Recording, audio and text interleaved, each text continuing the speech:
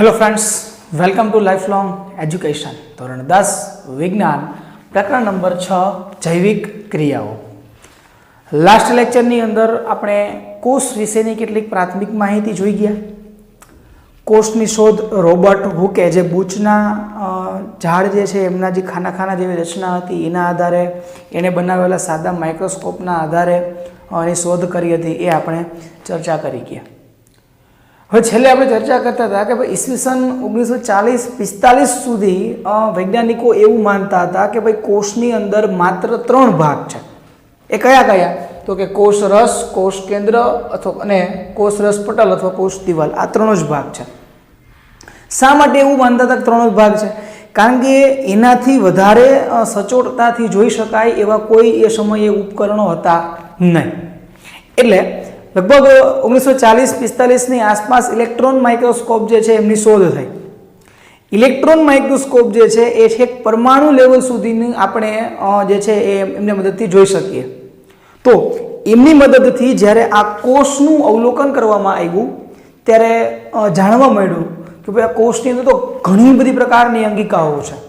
એમના ત્યાર પછી તો દરેક અંગિકાઓ વિશે વિસ્તૃત અભ્યાસ થયો। એમનું શું કાર્ય છે, કોષ સાથે એ કઈ રીતે કનેક્ટેડ છે, બીજા કોષને કઈ રીતે ફાયદાકારક છે વગેરેનો વિસ્તૃત અભ્યાસ કર્યો। ત્યારે ખબર પડી કે ઓહો, આ કોષ એક અદ્ભુત રચના છે, કુદરતે બનાવેલી એક અતિ સુંદર રચના છે। તો જોઈએ કે કઈ રીતે આ કોષની અંદર આવેલી અંગિકાઓ કઈ કઈ છે અને એમના કાર્ય શું છે એમની આપણે ચર્ચા કરીએ। ક્લિયર? ચાલો શરૂઆતમાં પહેલા લિસ્ટ બનાવીએ આપણે કે કોષની અંદર આવેલી અંગિકાઓ કઈ કઈ છે, અમને એના કાર્યો કયા કયા છે એ પછી આપણે જોઈએ। ક્લિયર? ચાલો સૌથી પહેલા હું વાત કરું ભાઈ કોષ રસની અંદર આવેલી અંગિકા। હવે આપણને કોષ જે છે એ ખ્યાલ છે કે ભાઈ આ રીતે કંઈક આવો આપણો કોષ છે। અત્યારે હું રેન્ડમલી કોઈ એક કોષ જે છે એ સિલેક્ટ કરી લઉં છું અને અહીંયા વચ્ચે જે છે એ આપણું કોષ કેન્દ્ર। ક્લિયર છે? ત્યાર પછી આ જે ભાગ જે છે એ બધો શું હશે? કોષ રસ હશે। અને બહારનું જે પટલ જે છે એ કોષ રસ પટલ અથવા વનસ્પતિ હોય તો આપણે એને કોષ દિવાલ કહીએ। ક્લિયર છે? ચાલો તો આ ભાગ છે એને હું નામ આપું કોષ રસ પટલ, અથવા તો વનસ્પતિ હોય તો એ કોષ દિવાલ હશે, કારણ કે પ્રાણીઓના શરીરની અંદર કોષ દિવાલ છે એ હોતી નથી। એટલે આપણને ચીટીઓ ભરે તો આપણને લાગે, વનસ્પતિની ચીટીઓ ભરે તોય આપણને લાગે, એનું કારણ છે એની અંદર કોષ દિવાલ છે। ત્યાર પછી આ જે ભાગ જે છે એ છે કોષ રસ અને આ જે ભાગ છે એ છે કોષ કેન્દ્ર। ચાલો ક્લિયર? તો આપણે સૌથી પહેલા આ કોષ રસની અંદર તો ઘણી બધી અંગિકાઓ એટલે કે વિસ્તૃત ભાગ છે, તો એનું આખું જે છે આપણે લિસ્ટ બનાવીએ। તો સૌથી પહેલું જે છે એ છે અંતઃ કોષ રસ ઝાડ। પહેલો જે ભાગ છે એ છે અંતઃ કોષ રસ ઝાડ, જેને ઇંગ્લિશમાં આપણે કહીએ એન્ડોપ્લાસ્મિક રેક્ટિક્યુલમ। એન્ડોપ્લાસ્મિક રેક્ટિક્યુલમ એટલે શોર્ટમાં આપણે એને ER તરીકે પણ જાણીએ છીએ। અંતઃ કોષરસ ઝાડ કરતાં આપણે ગુજરાતીમાં પણ એને ER શબ્દથી વધારે પ્રચલિત છે। ત્યાર પછી આપણે વાત કરીએ રિબોઝોમ્સ। રિબોઝોમ્સ જે છે એ ઉત્પન્ન થાય છે કોષ કેન્દ્રમાંથી, પણ એ જે છે એ સ્થાન પામે છે કોષ રસની અંદર। બરાબર? ચાલો ત્યાર પછી જે ભાગ આવશે એ છે ગોલ્ગી કાય। ત્યાર પછીનો જે ભાગ છે એ છે અંતઃ કોષરસ ઝાડ, રિબોઝોમ્સ, ગોલ્ગી કાય। ત્યાર પછી આપણે વાત કરીએ કણાભ સૂત્રની। ત્યાર પછી વાત કરીએ આપણે લાઇસોઝોમની, લાઇસોઝોમ। ત્યાર પછી આપણે વાત કરીએ રસધાની। હવે પછીની જે બે અંગિકા અહીંયા હું લખું છું એ વનસ્પતિ અને પ્રાણી બંને પ્રકારના કોષની અંદર નહીં હોય। માની લો કે આપણે એક લઈએ તારા કેન્દ્ર, તો તારા કેન્દ્ર જે છે એ માત્ર ને માત્ર પ્રાણીઓના કોષની અંદર જ હોય, વનસ્પતિના કોષની અંદર તારા કેન્દ્ર હોતું નથી। ત્યાર પછી આપણે વાત કરીએ લાસ્ટ જે છે એ રંજક દ્રવ્યો। હવે આ રંજક દ્રવ્યો જે છે એ માત્ર વનસ્પતિના કોષની અંદર જ હોય, પ્રાણીઓના કોષની અંદર હોતું નથી। ચાલો કમ્પ્લીટ? તો આટલી અંગિકાઓ જે છે એ કોષ રસની અંદર આવેલી છે। હવે આપણે કોષ કેન્દ્ર જે છે, કોષ કેન્દ્રની આપણે વાત કરીએ તો કોષ કેન્દ્રના જે ભાગ પડે એમાં સૌથી કોષ કેન્દ્રનું કેન્દ્ર હોય એને કહેવાય કોષ કેન્દ્રિકા। કોષ કેન્દ્રનું કેન્દ્ર એટલે કોષ કેન્દ્રિકા। બરાબર? ત્યાર પછી જે છે સૌથી કોષ કેન્દ્રનું જે આ બહારનું જે પડ છે, આ હું બ્લેક કલર લાઇનથી બતાવું, ડબલ લાઇનિંગથી હશે ઇન્ટર અને આઉટર, એને આપણે કહીશું કોષ કેન્દ્ર પટલ. કોષ કેન્દ્ર પટલ આ એનો બીજો ભાગ થયો. કોષ કેન્દ્રિકા જે છે એ કોષ કેન્દ્રનું આ રીતનું આમ કેન્દ્ર હશે. ચાલો, ક્લિયર છે? ઓકે, હવે આપણે જે છે એ વાત કરીએ કોષ કેન્દ્રની અંદર આવેલા ભાગો. હવે કોષ કેન્દ્ર જે છે, બરાબર સમજીએ, કોષ કેન્દ્ર જે છે એની અંદરથી રંગસૂત્ર જે છે એ ઉત્પન્ન થશે. રંગસૂત્ર એની અંદર આવેલા હોય. રંગસૂત્ર જે છે એની અંદર ડીએનએ આવેલા હોય. રંગસૂત્ર જે છે એમની અંદર આવેલા હોય ડીએનએ, અને ડીએનએ જે છે એના કાર્યકારી એકમને કહેવાય જનીન. આ ઉપરાંત આની અંદર આરએનએ જેવા ઘટકો પણ હશે, અને કોષ કેન્દ્ર જે છે એમાંથી જ આ જે રિબોઝોમ્સ જે છે એ પણ ઉત્પન્ન થશે. ક્લિયર? તો આમ જોવા જઈએ તો કોષ કેન્દ્ર જે છે એ કોષનો સૌથી મહત્વનો ભાગ કહેવાય. શા માટે? કારણ કે સમગ્ર કોષનું સંચાલન જે છે એના હાથમાં હોય. કેટલા પ્રોટીનનું સંશ્લેષણ કરવું, કેટલી પ્રકાર ચરબીનું નિર્માણ કરવું, પાણી કેટલો સંગ્રહ કરવો, કાર્બન ડાયોક્સાઇડ કેટલો એને બહાર કાઢવો, કેટલા પ્રમાણમાં શોષણ કરવું, કયા ઉત્સેચકો ઉત્પન્ન કરવા વગેરે, એમ તમામ પ્રકારની પોતાના કોષ જે છે એનું સંચાલન જે છે એ આ કોષ કેન્દ્રના હાથમાં હોય. અને કોષ કેન્દ્રની આપણે વાત કરીએ તો કોષ કેન્દ્રિકાના હાથમાં હોય. એટલે સમગ્ર કોષના સંચાલન માટેનું કેન્દ્ર જે છે એ આ કોષ કેન્દ્ર છે. કમ્પ્લીટ? ચાલો, ત્યાર પછી આપણે કોષરસ પટલની જો વાત કરીએ તો કોષરસ પટલ એટલે એની અંદર કોઈ અંગિકા આવેલી નથી, પણ એનું બંધારણ જોવા જઈએ તો જનરલી ચરબી, પ્રોટીન જેવા અણુઓનું જે છે આ બહારનું પડ હશે, જે એક કોષને બીજા કોષ સાથેથી સંપર્કમાં આવતો અટકાવે છે. ક્લિયર? ચાલો, આટલી વસ્તુ જે છે એની અંગિકા આવેલી હોય. હવે આ દરેકનું કાર્ય શું છે એ કાર્ય સમજવાનો પ્રયત્ન કરીએ. જો મિત્રો સમજો, આ ટોપિક અત્યારે આપણે બે લેક્ચરની અંદર ભણીએ છીએ. પહેલો લેક્ચર જોયો અને આજનો લેક્ચર જોયો.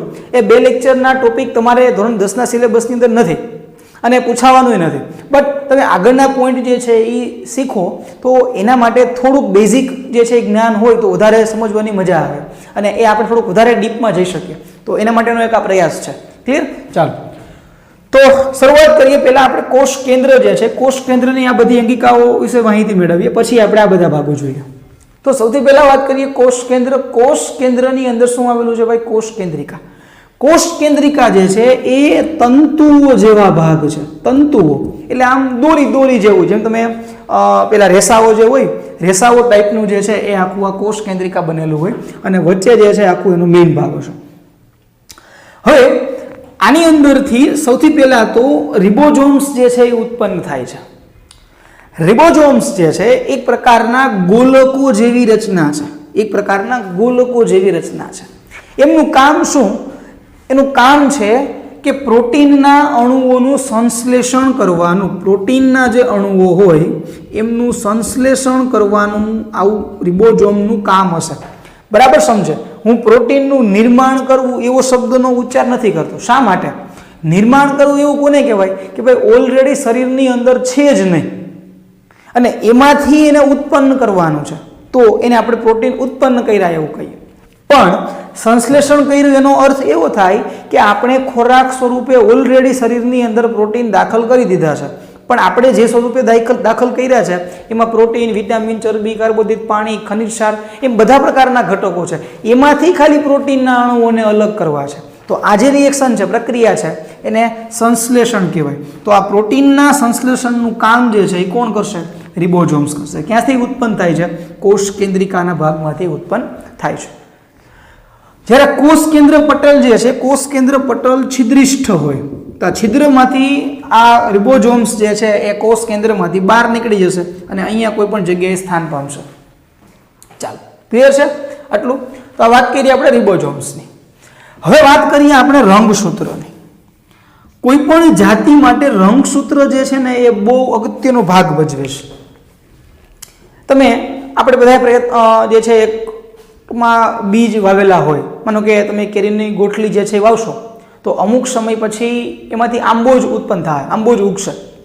તો એમાંથી ક્યારેય પીપળો કે લીમડો કે એવી કોઈ ઝાડ ઉગતા નથી. બરાબર? તો આવું શા માટે? તમે લીંબોડી વાવો તો એમાંથી લીમડો જ ઉગશે, એમાં આંબો નહીં ઉગે. તો આવું શા માટે? તો એનું કારણ છે આ રંગસૂત્ર. રંગસૂત્ર જે છે એની અંદર ડીએનએ આવેલા હોય. ડીએનએ નું પૂરું નામ થાય deoxy deoxyribonucleic acid. Deoxyribonucleic acid. આની અંદર કોઈ પણ જાતિના તમામ પ્રકારના આનુવંશિક લક્ષણોની માહિતી આ ડીએનએ પાસે હોય.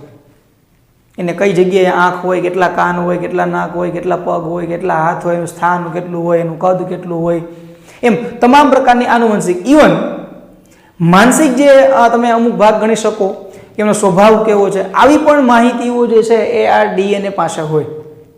તો આ ડીએનએ જે છે એનો કાર્યકારી ભાગ છે જનીન. તમે કદાચ ક્યાંક બેકગ્રાઉન્ડની અંદર અથવા ક્યાંક તમે ફોટો જોયો હોય તો આ પ્રકારની કંઈક તમને આમ રચના તમને ક્યાંક જોવા મળતી હોય. તો આ જે છે ને આ ડીએનએ રચના છે. આ રીતે આ ભાગ જે છે અહીંથી એના અણુઓના બંધથી જોડાયેલા હોય. કમ્પ્લીટ એક પ્રકારની નાઇટ્રોજન, કાર્બન, હાઇડ્રોજન, ઓક્સિજનની એક રચના છે ન્યુક્લિક એસિડ. પૂરું નામ થાય ડાયઓક્સી રિબો ન્યુક્લિક એસિડ.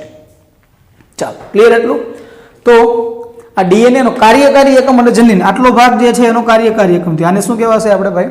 જનીન કહેવાશે. દરેક જાતિ માટે રંગસૂત્રની સંખ્યા ફિક્સ હોય.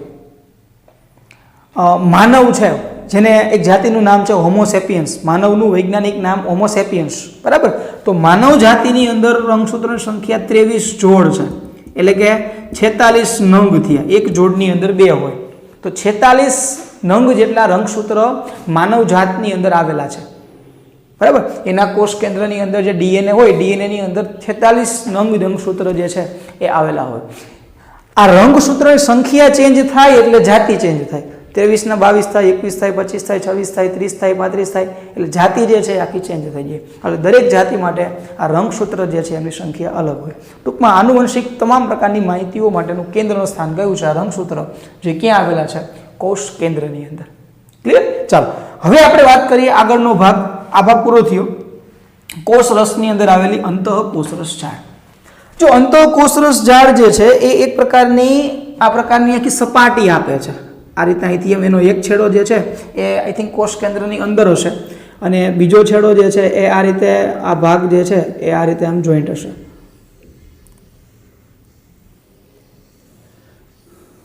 બરાબર? આ રીતનો ભાગ જે છે આખો હશે, અને એક છેડો જે છે એ અમુક ભાગમાં અમુક પ્રકારના કોષની અંદર આ કોષ દિવાલના સંપર્કમાં આવેલો હોય. ક્લિયર? હવે આ બે પ્રકારની અંતઃકોષરસ ઝાડ હોય. એક જે છે એને આપણે SER કહીએ, અને એક જે છે એને આપણે RER કહીએ. What is meaning of SER and RER? S means smooth, એટલે કે એકદમ લીસી. સ્મૂથ એટલે લીસી, લીસી અંતઃકોષરસ ઝાડ. અને અહીંયા R જે છે એ R નો મતલબ થાય રફ. રફ એટલે ખરબચડી, ખરબચડી અંતઃકોષરસ ઝાડ. એટલે બે પ્રકારની અંતઃકોષરસ ઝાડ થઈ, એક લીસી અંતઃકોષરસ ઝાડ અને એક ખરબચડી અંતઃકોષરસ ઝાડ. જે આના ભાગમાં શરૂઆતનો જે અંદરનો ભાગ હોય એ જનરલી ખરબચડી અંતઃકોષરસ ઝાડ હોય, બહારનો ભાગ જે છે એ લીસી અંતઃકોષરસ ઝાડ હોય. હવે અહીંયા આમાંથી રિબોઝોમ્સ જે છે એ ઉત્પન્ન થાય છે. આપણે વાત થઈ કોષ કેન્દ્રિકામાંથી રિબોઝોમ્સ ઉત્પન્ન થાય છે, અને એનું કામ શું છે ભાઈ? પ્રોટીનના સંશ્લેષણનું. તો એને પ્રોટીન સંશ્લેષિત કરવા માટે, ખોરાકમાંથી પ્રોટીનના અણુઓને અલગ કરવા માટે કોઈ એક સ્થાન ફિક્સ કરવું પડશે કે ભાઈ આ જગ્યાએ બેસી અને એ કામ કરશે. તો એ સ્થાન કોણ પૂરું પાડશે? એ સ્થાન પૂરું પાડશે આ અંતઃકોષરસ ઝાડ. એનો મતલબ એવો થયો કે આની સપાટી ઉપર આ રિબોઝોમ્સના કણો જે છે એ બેસશે, અને એ ખોરાકની અંદર રહેલા પ્રોટીનના અણુઓ જે છે એમનું સંશ્લેષણ કરશે. ક્લિયર? તો આ પ્રોટીનના અણુઓ જે છે એ સંશ્લેષિત થાય છે, તો એના માટેનું સ્થાન કોણ પૂરું પાડે છે? અંતઃકોષરસ ઝાડ. આ ઉપરાંત અંતઃકોષરસ ઝાડનું એક કાર્ય મેં તમને કીધું કે એનો એક છેડો જે છે એ કોષ કેન્દ્ર સાથે સંપર્કમાં છે, અને એક છેડો કોષનો અથવા તો કોષ આ જે દિવાલ છે, કોષરસ પટલ છે એના સંપર્કમાં છે. તો કોષ કેન્દ્ર અને કોષરસ કે કોષ દિવાલ સાથેનું જે ટૂંકમાં કોમ્યુનિકેશન જે છે એ કોમ્યુનિકેશન પણ પૂરું પાડવાનું એ કામ કરે છે. ક્લિયર? ચાલો, તો આ વાત થઈ અંતઃકોષરસ ઝાડ. હવે જુઓ, જનરલી આ રફ અંતઃકોષરસ ઝાડ હોય એ રફ અંતઃકોષરસ ઝાડ ઉપર આ રિબોઝોમ્સના અણુઓ સરળતાથી બેસી શકે. જ્યારે આ સ્મૂથ અંતઃકોષરસ ઝાડ હશે તો એની સપાટી ઉપર આ જે રિબોઝોમ્સના અણુઓ જે છે એ લપસી જશે, એટલે સરળતાથી બેસી શકશે નહીં. તો અહીંયા જે છે એ વધારે પ્રમાણમાં પ્રોટીનના અણુ નિર્માણ કરશે, જ્યારે અહીંયા પ્રમાણમાં ઓછા હશે. અહીંયા જનરલી ચરબીના અણુઓ જે છે એ સંશ્લેષિત થશે. એટલે પ્રોટીન અને ચરબી જે છે એ અણુઓનું સંશ્લેષણ જે છે એ કયા સ્થાન ઉપર થાય છે તો કે અંતઃકોષરસ ઝાડ. ચાલો ક્લિયર છે. તો આ વાત થઈ ચરબી અને પ્રોટીનના અણુઓની. નેક્સ્ટ આપણે વાત કરીએ ભાઈ ગોલ્ગી કાય. જુઓ ગોલ્ગી કાયનું કાર્ય શું છે. ગોલ્ગી કાય જે છે એની રચના તમે જુઓ તો કંઈક આ પ્રકારની રચના હશે. આવી રીતે આમ કોથળી હોય અને કોથળીની ઉપર આ માટી મારેલી હોય આ પ્રકારની, આ રીતની આખી રચના જે છે બહારનું જે છે આવડું બેવડું પડ હશે. આવા ડબલ સ્તરથી આખી બનેલી હોય. આવી કોષની અંદર એક કરતાં વધારે પણ હોઈ શકે અથવા એક પણ હોય. તો અમુક કોષની અંદર હાવ ન હોય. શું આનું કાર્ય છે જુઓ. આનું મુખ્ય કાર્ય છે પેકેજિંગ કરવાનું. પેકેજિંગ શું છે જુઓ. હવે આપણે શરીરના દરેક ભાગની આપણે વાત કરીએ, જસ્ટ એક્ઝામ્પલ માટે વિચારીએ કે ભાઈ દરેક કોષ છે એ દરેક પ્રકારના ઘટકો જે છે એનું સંરક્ષણ કરતા નહીં હોય. માની લો કે ભાઈ આ હાથ છે તો આ હાથના કોષ જે છે એ માત્ર માની લો કે ચરબીના ખોરાકમાંથી જે ચરબીના અણુઓ આવ્યા હોય એ ચરબીના અણુઓને જ સંશ્લેષિત કરે છે. જ્યારે આ હાથના ભાગ છે એ પ્રોટીનના અણુઓને સંશ્લેષિત કરે છે. આ ભાગ પગ જે છે એ પગના અણુઓને સંશ્લેષિત કરે છે. આ પગ જે છે એ વિટામિનના અણુઓને સંશ્લેષિત કરે છે. મતલબ કે આપણે એક્ઝામ્પલ માટે વિચારીએ કે દરેક કોષ દરેક પ્રકારના પોષક દ્રવ્યોનું સંશ્લેષણ કરતા હોય એવું જરૂરી નથી. હવે આ માત્ર ચરબીના અણુઓ જે છે એ પ્રોડ્યુસ થાય છે તો આ હાથના ભાગને પ્રોટીનના અણુ જોતા હોય તો શું કરવાનું તો કે એ જે પ્રોટીનના અણુ સંશ્લેષિત થતા હશે એ હાથ એ ભાગમાંથી એ શું કરશે માગશે. એટલે અહીંયાથી પ્રોટીનના અણુ અહીંયા ટ્રાન્સફર થશે. હવે વિચારો કે ટ્રાન્સફર થવા માટે પેકેજિંગ હોવું જરૂરી છે. આપણે ખેતરની અંદર માનો કે ઘઉંનો ઢગલો પડ્યો હોય અને એને આપણે યાર્ડમાં વેચવા જવો હોય તો આપણે શું કરીએ એને બાચકાઓ ભરીએ, બરાબર, કોથરાની અંદર ભરીએ, બાચકામાં ભરીએ અને આખું એને સીવી પેક કરી અને પછી એને ટ્રકમાં નાખીને આપણે યાર્ડમાં લઈ જતા હોય. એનો સીધા તગારા ભરીને આપણે ટ્રકમાં ઠરવી નથી દેતા. તો આપણા શરીરની અંદર પણ આવું છે કે ભાઈ આવા એક જગ્યાએથી બીજી જગ્યાએ આવા પોષક દ્રવ્યોનું ટ્રાન્સફર કરવું હોય તો એનું અમુક પ્રકારનું પેકેજિંગ થવું જરૂરી છે. તો આ પેકેજિંગ કરવાનું કામ જે છે એ કોણ કરશે અહીંયા ગોલ્ગી કાય. ચાલો ક્લિયર છે. તો અહીંયા ગોલ્ગી કાય જે છે પેકેજિંગ કરશે અને જરૂરિયાત પ્રમાણે દરેક કોષ સુધી જે છે એ પહોંચાડવાનું કામ કરશે. ક્લિયર. ચાલો તો આ વાત થઈ ગોલ્ગી કાયની. નેક્સ્ટ આપણે વાત કરીએ ભાઈ કણાભસૂત્ર. કણાભસૂત્ર જે છે એ કોષીય શ્વસનનું કાર્ય કરે. તમે એની અંગિકા જુઓ તો અંગિકા કંઈક આ પ્રકારની તમને જોવા મળશે. આ રીતની કંઈક જે છે એ કણાભસૂત્ર હોય અને આની અંદરની જે સ્તર જે છે એ બહુ વધારે હોય, ડબલ સ્તર હોય. એક સ્તર આ લીસું હશે અને એક ભાગ જે છે એ આ પ્રકારનો હશે. તો આનું કામ છે ભાઈ કોષીય શ્વસન કરવાનું. કોષીય શ્વસનની પ્રક્રિયા થતી હોય એની અંદર આ ભાગ ભજવે. શ્વસનની પ્રક્રિયા આપણે ચેપ્ટર 1 ની અંદર ભણી ગયા કે ભાઈ શ્વસનની પ્રક્રિયા જે છે એ ઉષ્માક્ષેપક પ્રક્રિયા છે. મતલબ કે ઉર્જા જે છે એ આની અંદર છૂટી પડશે અને શ્વસનની પ્રક્રિયા, શ્વસન જે છે એ હંમેશા ઉર્જા ઉત્પન્ન કરતી પ્રક્રિયા છે. તો સમગ્ર કોષને અથવા સમગ્ર શરીરને એની જે જૈવિક ક્રિયાઓ કરવા માટે જે કાંઈ ઉર્જાની જરૂરિયાત છે આ બધી ઉર્જા કોણ ઉત્પન્ન કરશે તો કે આ કણાભસૂત્ર જે છે એ ઉત્પન્ન કરશે. કઈ રીતે તો કે આપણે શ્વસન ક્રિયાની અંદર ઓક્સિજન વાયુ લઈએ છીએ અને કાર્બન ડાયોક્સાઇડ વાયુ જે છે એ બહાર કાઢીએ છીએ. તો ઓક્સિજન વાયુ જેવો આપણે શ્વાસમાં ફેફસામાં લઈએ છીએ, ફેફસા જે છે એ ઓક્સિજન વાયુને રુધિર વાહિનીઓમાં ધકેલી દેશે. રુધિર વાહિનીઓ આખા શરીરની અંદર ફેલાયેલી છે એટલે શરીરના દરેક ભાગને ઓક્સિજન મળશે. કયો ભાગ મળ્યો ભાઈ? ઓક્સિજન મળ્યો. હવે આપણે ખોરાકની અંદર જે ગ્લુકોઝના અણુઓ હોય C6H12O6, બરાબર, આની O2 અમારે દહન થશે એટલે કે શ્વસનની પ્રક્રિયા થશે અને એમાંથી કાર્બન ડાયોક્સાઇડ અને પાણીના અણુ છૂટા પડશે પ્લસ ઉર્જા જે છે એ છૂટી પડશે. તો આ કાર્બન ડાયોક્સાઇડ વાયુ બધા કોષની અંદર ઉત્પન્ન થયો એ ફરી રુધિર વાહિનીઓમાં આવશે, ફેફસામાં આવશે અને ઉચ્છવાસ માટે શરીરની બહાર નિકાલ પામશે. તો આપણે ઓક્સિજન વાયુ લઈએ છીએ અને કાર્બન ડાયોક્સાઇડ વાયુ બને છે. તો આજે ઓક્સિજનમાંથી કાર્બન ડાયોક્સાઇડ થવાનું જે જાદુ મંતર છે એ રિએક્શન ક્યાં થાય છે? આ કણાભસૂત્રની અંદર થાય છે. ચાલો ક્લિયર. બીજા નંબરમાં આ ઉર્જા જે ઉત્પન્ન કરે છે આ જનરલી ઉર્જા એટીપીના ફોર્મમાં હોય. What is ATP? એટીપીનું ફૂલ ફોર્મ થશે એડેનોસાઇન ટ્રાઇફોસ્ફેટ. એડેનોસાઇન ટ્રાઇફોસ્ફેટ આ જે છે એ એટીપીનું ફૂલ ફોર્મ છે. હવે આનું કામ શું ભાઈ?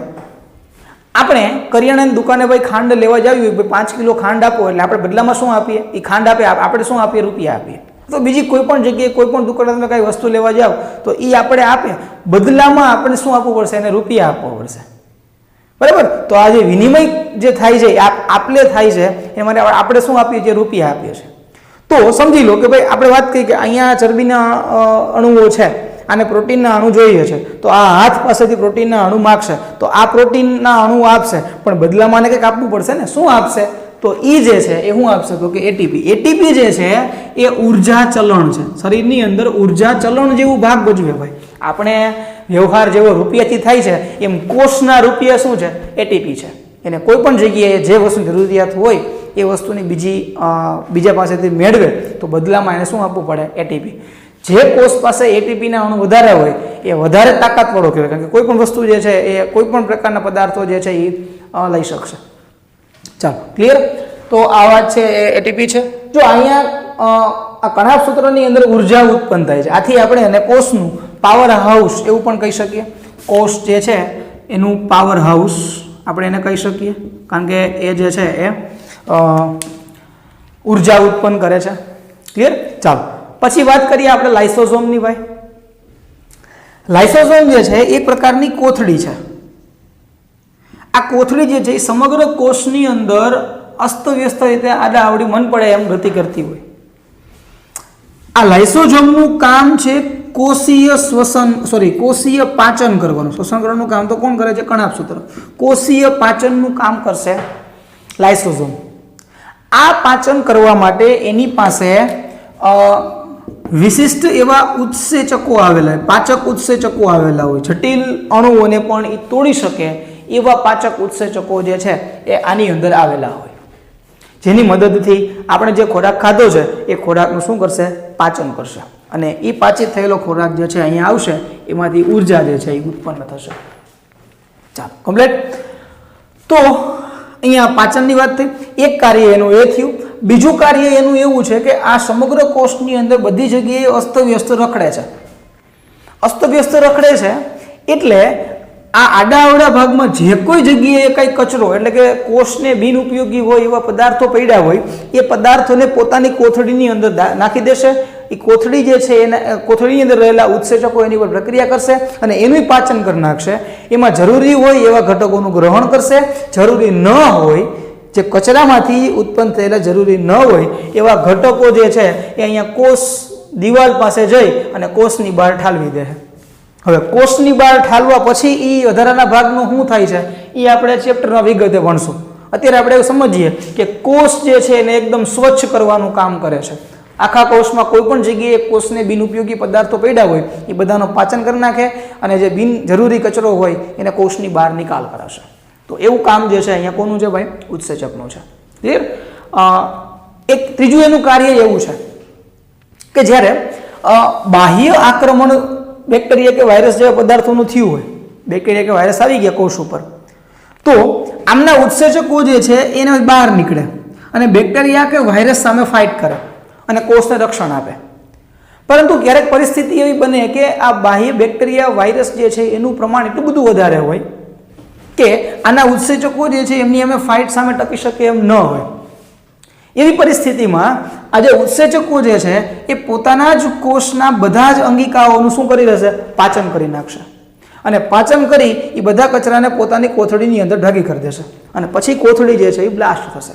મતલબ કે પોતાના જ કોષનું જે છે એ નાશ કરવામાં પણ ભાગ ભજવે છે. કારણ કે જો એ બાહ્ય બેક્ટેરિયા કે વાયરસ આવ્યો હોત તો એમાંથી એના જે જરૂરી ઘટકો હોય એ લેત, બરાબર, અને આપણા કોષને નુકસાન પહોંચાડત અને શરીરના બાકીના બીજા કોષો જે છે એમને પણ નુકસાન પહોંચાડત. એટલે પોતાના કોષના ઘટકો જે છે એ જ કોથળીમાં નાખી દીધા અને બ્લાસ્ટ કરી દીધા, જેથી કરીને બેક્ટેરિયા જે છે એ રહ્યા જાય. રેડી? તો આ રીતે પોતાના જ કોષનો નાશ કરવા માટે પણ જવાબદાર છે. આથી આપણે લાઇસોઝોમ છે એને આપણે આત્મઘાતીય કોથળી એવું કહીએ. આત્મઘાતીય કોથળી એવું આપણે કહીએ છીએ. ચાલો, કમ્પ્લીટ. હવે વાત કરીએ રસધાની. રસધાની જે છે એ વનસ્પતિઓના શરીર એના કોષની અંદર બહુ મોટો ભાગ રોકે. લગભગ 80% 90% કોષ જેટલો છે એનો 80% ભાગ રસધાની રોકશે. 80-90%. જ્યારે પ્રાણીઓના શરીરની અંદર રસ્તાની હોય પણ કદમાં નાની હોય, 10%, 15%, 20% જેટલું ભાગ જ રોકશે, વધારે ભાગ રોકે નહીં. રસ્તાનીનું કામ શું? એક પ્રકારની કોથળી છે. રસ્તાની એટલે બીજું કાંઈ નથી, એક પ્રકારની કોથળી છે. હવે તમે સમજો એનું કામ શું છે. માનો કે આપણે વાત થઈ કે આ હાથના કોષ જે ચરબીના અણુઓ જે છે એને સંશ્લેષિત કરે છે, ફોર એક્ઝામ્પલ. હવે ચરબીના અણુઓ અહીંયાથી ઉત્પન્ન થયા, જે સમયે ઉત્પન્ન થયા એના એ જ સમયે આખા શરીરમાં વપરાઈ જશે ખરા? નહીં વપરાય. એને ચરબીના અણુઓ અમુક ટાઈમ સુધી રહેવા પડશે. જેમ જરૂરિયાત હોય શરીરના કોષોને એમ આગળ વધશે. 2-3 દિવસ સુધી એમાં ચરબીના અણુઓ અંદર પડ્યા રહીએ તો શું થાય? તો એને સંગ્રહ કરવા માટે કંઈક જગ્યા જોઈએ. તો આવા જે વધારાના કોષના પદાર્થો પડ્યા હોય, ચરબી પડી હોય, પ્રોટીન પડ્યા હોય, પાણીના અણુઓ પડ્યા હોય, વિટામિન્સ પડ્યા હોય, આ બધા અણુઓને સંગ્રહ કરવાનું કામ કોણ કરશે? આ રસ્તાની કરશે. લગભગ એનો 90% ભાગ તો પાણીથી જ ભરાયેલો હોય, 80-90% ભાગ જે છે એ પ્રવાહી હોય, બાકીના ભાગ જે છે એ આવા ચરબી, વિટામિન, પ્રોટીનના અણુઓથી જે છે એ ભરાયેલો હશે. હવે વનસ્પતિને ભાઈ આનું કદ મોટું, પ્રાણીઓને નાનું, એવું કેમ? પ્રાણીઓને કદ કેમ નાનું છે? એને સંગ્રહ કેમ ઓછું કરવા દે છે ભાઈ? વનસ્પતિને સંગ્રહ શા માટે વધારે થાય છે? સમજી લો ભાઈ, રાતે તમે 2 વાગે ભૂખ લાગી તો હવે 24 કલાક હોટલ બધી ખુલ્લી રહી છે, આપણે ક્યાંક આરોગી આવે. વનસ્પતિને રાતે 2 વાગે ભૂખ લાગી તો સૂર્યપ્રકાશ તો છે નહીં. સૂર્યપ્રકાશ હોય, પાણી મળે, કાર્બન ડાયોક્સાઇડ મળે તો પ્રકાશ સંશ્લેષણની ક્રિયા થાય અને પોતાનો ખોરાક બને. 3-4 મહિના સુધી ચોમાસા દરમિયાન વાદળછાયું વાતાવરણ રહેતું હોય, સૂર્યપ્રકાશ ન મળતો હોય ત્યારે, બરાબર? તો આવી પરિસ્થિતિઓની અંદર એમને પોતાનો ખોરાકનો સંગ્રહ કરેલો હોય તો એ સંગ્રહ કરેલા ખોરાકને શરીરના દરેક એના જે ભાગ છે, વનસ્પતિના ભાગો છે, એના દરેક કોષો સુધી એ ખોરાક પહોંચાડી શકે. એટલા માટે એનું સંગ્રહનો જે ભાગ છે એ થોડોક મોટો રાખવામાં આવેલો હોય. આપણા શરીરની અંદર, પ્રાણીઓના શરીરની અંદર સંગ્રહ જે છે એ પ્રમાણમાં કેવું હશે? નાનું હશે. તો આ વાત થઈ રસ્તાની. હવે વાત કરીએ આપણે તારા કેન્દ્ર. તારા કેન્દ્ર જે છે એ માત્ર પ્રાણીઓની અંદર હશે, વનસ્પતિઓની અંદર તારા કેન્દ્ર જે છે એ હોતું નથી. એનું કાર્ય શું છે એ સમજો. જો એનું કાર્ય સમજવા માટે આપણે એક એક્ઝામ્પલ લઈએ. માનો કે 2-3 સગા ભાઈ હોય, અમુક સમય થાય એટલે એ નોખા થાય, એની પ્રોપર્ટી જે છે એના ભાગ પડે કે ભાઈ આ મકાન આનું, આ મકાન આનું, આ મકાન આનું, આ જમીનના આટલા વીઘા આની, આટલા વીઘા આની, આટલા વીઘા આની, આ પ્રોપર્ટી આની, આ પ્રોપર્ટી આની, આવી રીતે ભાગ પડે. હવે જ્યારે ભાગ પાડવાની ક્રિયા થતી હોય ત્યારે એ એના 2-3 જણા બધા ભેગા થઈને ભાગ ન પાડે. ગામના 2-3 મુખીઓ હોય, પંચ હોય, એને સગા સંબંધીઓ 2-3 આવે મોટા હોય એવા, બરાબર? તો બધા ભેગા થઈ અને પછી ભાગ પાડે. પણ આ બધા ભેગા થઈને પછી ભાગ પાડવાનું કારણ શું? અંદરો ખાલી 2-3 ભાઈ અંદરો સમજી લઈને કરી નાખે તો ન હાલે ના. કેમ? તો કે કેટલીક ઘણી વાર એવું થાય કે ભાઈ 5 વર્ષ પછી એક ભાઈ ફરી જાય કે ભાઈ આ મકાન તે આપ્યું હતું, આ નહીં, મારે તો ઓલું મકાન હતું. તો આવા સમયે જો પંચ હોય તો એ સાક્ષી તરીકે ભાગ ભજવે કે ભાઈ ના ભાઈ, તેથી આપણે આ વાત થઈ હતી કે આ મકાન છે એ તારું છે, આ મકાન તારું નહોતું, તો ત્યારે સમાધાન થઈ જાય. પણ જો એ ત્યારે પંચ ન હોય તો ત્યારે જે છે એ મોટો ડખો થાય, બરાબર? એટલે પંચ જે છે એ સાક્ષી તરીકે જે છે એ ભાગ ભજવે છે.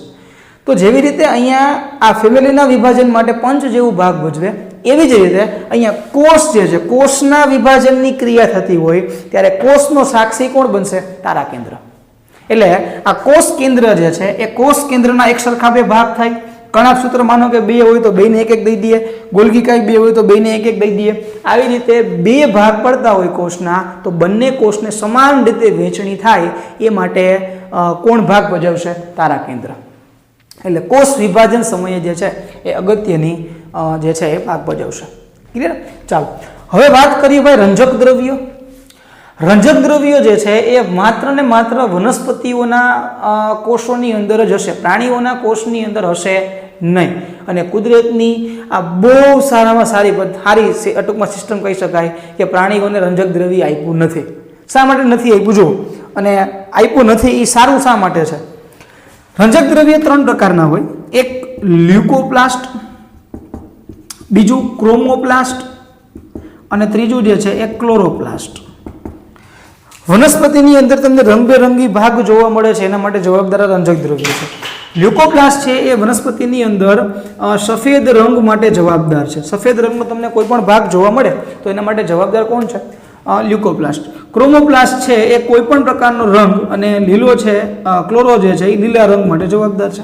લીલા અને સફેદ સિવાયનો કોઈ પણ રંગ હોય તો ક્રોમોપ્લાસ્ટ, લીલો રંગ તમને જોવા મળે તો ક્લોરોપ્લાસ્ટ.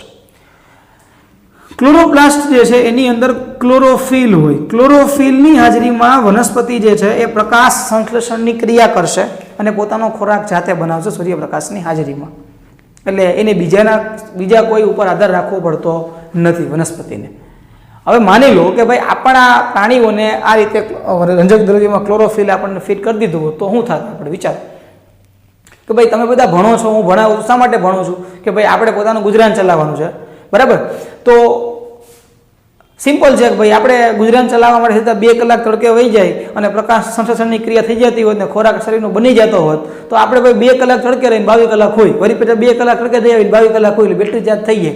તો ખોટી ભાઈ મારે ભણાવવાની જરૂર ન પડે, તમારે ભણવાની જરૂર ન પડે. તો દુનિયાના એકેય પ્રાણીઓ જે છે આવી રીતે કંઈ કામ જ ન કરત, બરાબર? તો એટલા માટે બહુ સારી બાબત છે કે આપણે બધે કામ કરીએ છીએ અને આ ક્લોરોફિલ જે છે એ કુદરતે જે છે એ ફિટ કર્યું નથી, જેથી કરીને આપણે બધા કુદરતી સૌંદર્ય જે છે એ માણી શકીએ. ક્લિયર? ચાલો, તો આ આખી વાત થઈ કોષ. જો આપણે શરૂઆતમાં વિચાર કરો ભાઈ 1665ની અંદર જે રોબર્ટ હુકે પેલા કોષની માહિતી આપી હતી ત્યારે કોષ કેવો હતો, ખાલી એમનું ગોળ ચકેડા કરી દીધા હતા. અને હાલના સમયમાં આપણે જે કોષ જોઈએ છીએ કોષ જે છે એ કેટલું સરળ જટિલ રચના જે છે એ આપણને જોવા મળે છે કોષની. હવે જો આ કોષ જે છે એ પોતે જ એક અલગ સજીવ તરીકે જે છે એ વર્તણૂક ધરાવે. કારણ કે તમે જુઓ અંદર પાચનની ક્રિયા થાય છે, શ્વસનની ક્રિયા થાય છે, ઉત્સર્જનની ક્રિયા થાય છે. તો ઇવન આપણા શરીરની અંદર 3 કરોડથી વધારે કોષો હોય તો બધા કોષ જે છે એનું કોમ્બિનેશન કેટલું સરળતાથી હશે. આપણા ઘરની અંદર કે 2-4 અલગ ફેમિલીઓ હોય તો અંદર ડખા હાલતા હોય. તો આમાં તો ભાઈ 3 કરોડ કોષો, તો એવું આપણે ક્યાંય આમ શરીરમાં જોવા નથી મળ્યું ભાઈ એક કોષ બીજા કોષ સાથે જે છે એ ફાઇટ કરે છે ને બાંધે છે, ગોળીબાર થાય છે, ફાયરિંગ થાય છે, એવું કંઈ જોવા નથી મળતું. તો આ આખા શરીરના દરેક ભાગનું કેટલું સરસ કોમ્યુનિકેશન જે છે એ કુદરતે ગોઠવેલું છે. ક્લિયર? તો આ વાત થઈ આખી કોષની. હવે પછીના લેક્ચરની અંદર આપણે મૂળ ચેપ્ટર જે છે જૈવિક ક્રિયાઓ એમના વિશે જે છે આગળ વધશું. શરીરના 8 થી 9 તંત્ર છે શરીરના, એ કયા તંત્ર છે એમની વાત કરશું અને આ ચેપ્ટરની અંદર આપણે કયા તંત્ર ભણવાના છે એમની આપણે વિગતે ચર્ચા કરશું. તો ત્યાં સુધી ચેનલને જોતા રહો. All the best.